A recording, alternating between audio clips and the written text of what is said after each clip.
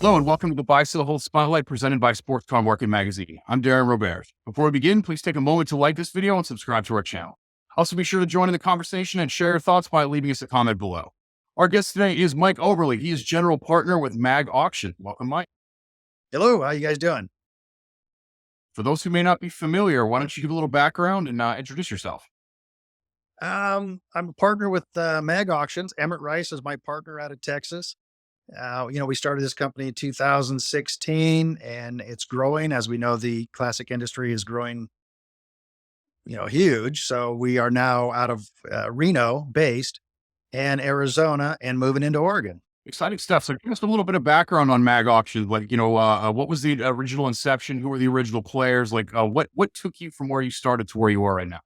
Well, originally in 2016, I approached Hot August Nights, which barrett-jackson was doing the auction at that time, and they were going to pull out and move their auction somewhere else. So I decided to approach the board. I talked to them, put a team together, and build a company from scratch, 2016, and move forward from there.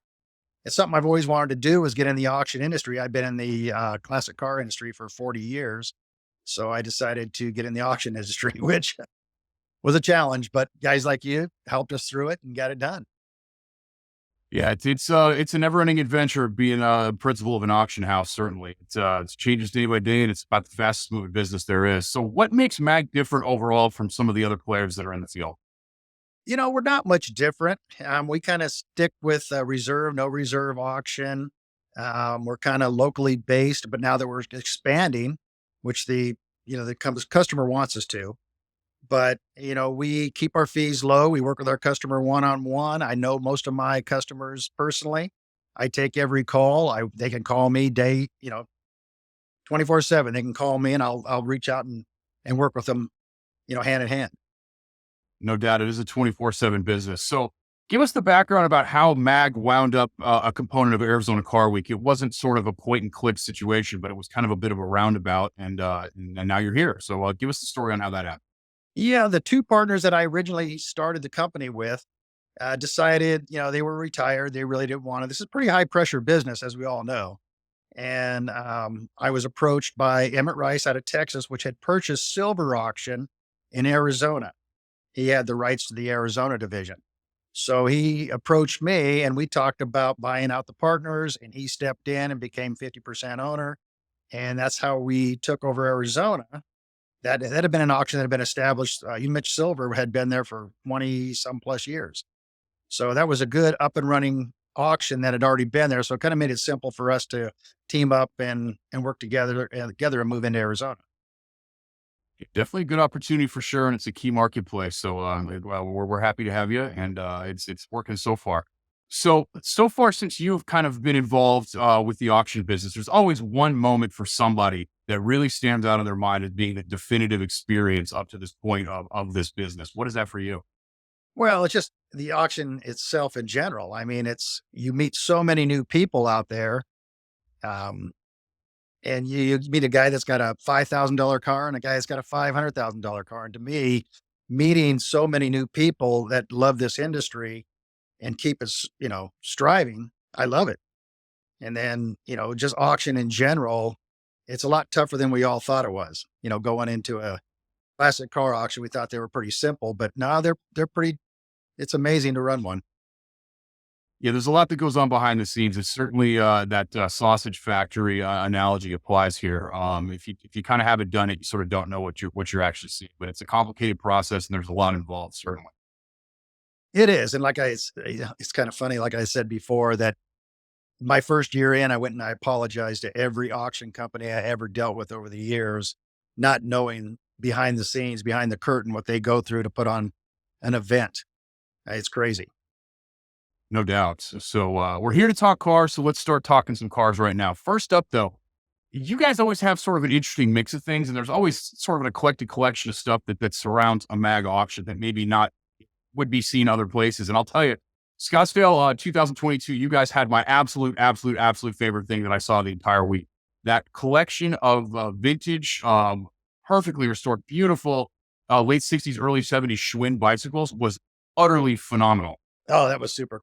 That's a a huge Schwinn collector. He brings those to me probably every auction. And he had are you talking about the one with the display? He had every one with the Captain Kangaroo. That Yep. was, that They, was a, they the presentation on it was fantastic also. it was, he did a great job with that. We'll start there. We'll start with something eclectic and cool that somebody may not have ever seen before.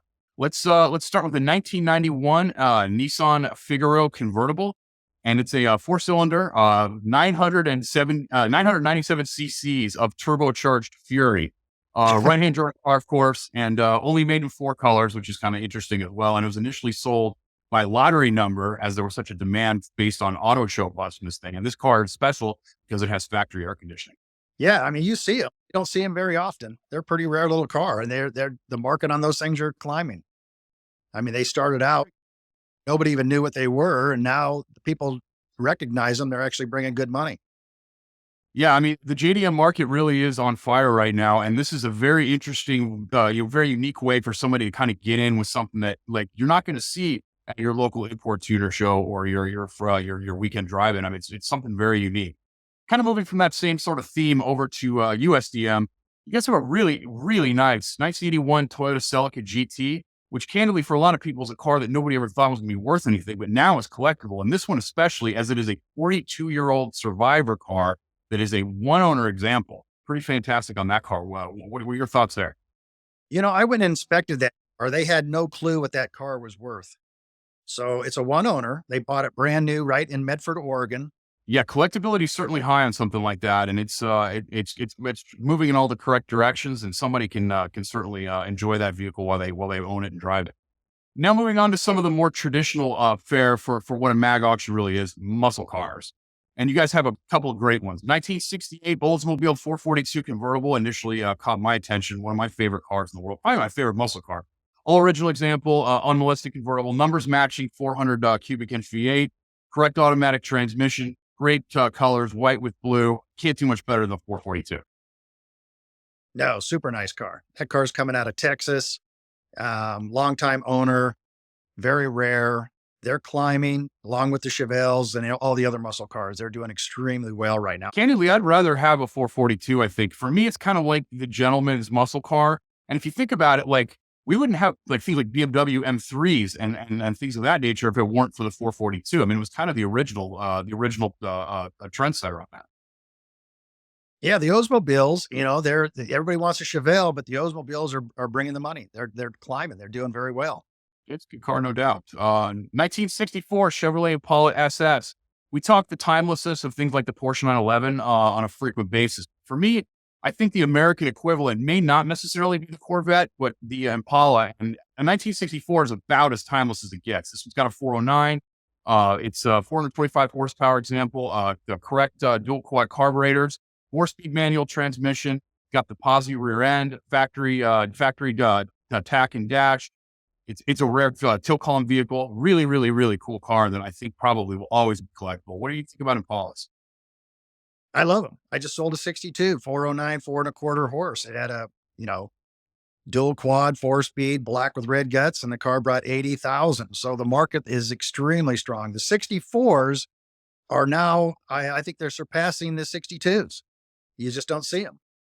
I mean, I think you're right. Yeah, if you look at the recent pop culture trends, I mean, the hip hop culture is really taken to the 63s and the 64s, especially, as well as they're collectible with more traditional style collectors. So there's a lot of people that are really interested in balls long term.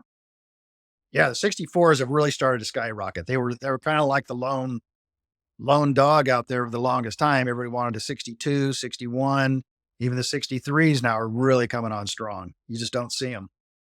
Yep, certainly a unique car. You also have customs. That's kind of another key component, hot rods and customs of a mag auction. And you've got a really interesting one in this 1959 Chevrolet Brookwood wagon two-door. It's got a small block Chevy TH350 transmission, but it's customized. It's got Flowmasters disc brakes. It's got big wheels on it. Really interesting car, really interesting color combination. What do you think would possess somebody to try and go custom on something as unusual as that? Well, the wagons, as we know, a while back were really hot. I mean, everybody's building resto-mod wagons, and now they're back on fire again. They're coming back. And this one, I actually know personally, we auctioned this off for charity 2 years ago at Hot August Nights, and it did outrageous money. And now they're going to bring it and sell it in Scottsdale. So I know the car personally. It's a beautiful car. Came out of Coronel, California by a donor, and it's going to do well. It's a nice, nice car. Yeah, somebody's gonna be real happy with that one, certainly. You guys also do exotic cars. Example, case in point, 2016 Mercedes-Benz AMG GTS, 503 horsepower twin turbo, 7-speed transmission with the AMG speed shift, premium sound, panoramic roof. I mean, if you're looking to cause a stir out and about and driving around town, that's a pretty good way to do it. Oh, very, yeah.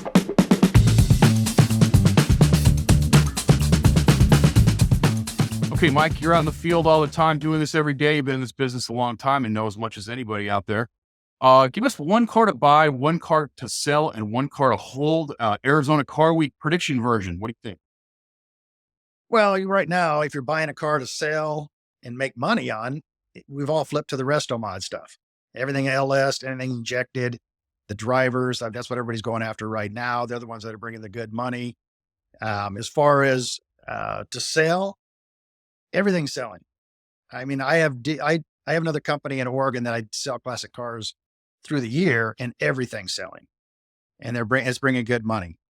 As far as holding right now, man, I don't know. I still think some of the, I don't know. If somebody told me to buy a car right now and hold it, I think the 80s vehicles right now are starting to climb. You can buy them right. Some of the mid-muscle, 80 muscle cars, you can buy them right now. And I think if you hold on to those, that they're going to start climbing. Yeah, I think you're right. I think that the market is incredibly hot right now. It's good for buyers, good for sellers at this point. I mean, there's deals to be had. But there's also hot dollar getting paid for the best cars. And people want to drive their car. They want to go out and enjoy their cars. And I think that probably explains the resto mod trend is that, I mean, those cars are simply just more usable. What do you think? Well, they are. And the thing is, the younger generation right now, the tech kids, these kids that are making a ton of money, that's what they're buying. I mean, they're not buying the old, 30, 40,000, $50,000 Camaros. They're buying the $150,000 Camaros that they can, jump in and drive, and it has all of the comforts of a brand new car. Yeah, the younger generation does seem to be going it heavy, and they do seem to want to have things that are more usable, that they can do more things with, and the frame of reference is different. I mean, it's a little bit less nostalgia, so people are in a position to where they want something that feels like a more modern car versus reliving what it was like to drive an old car. I mean, personally, for me, I prefer to have the experience of going back in time and feeling what it was like to do something that maybe I wouldn't have had a chance to do due to my age. But at the same point in time, the lure of being able to go fast and do cool modern car things in old cars is certainly real. Oh, definitely. I mean, I love an old 4-speed, and a little, yeah, I have a Chevelle that I spent a ton of money on. And I don't even like driving the car. I like driving my old Camaro, and there's a couple little dings in it that I can go out and just enjoy.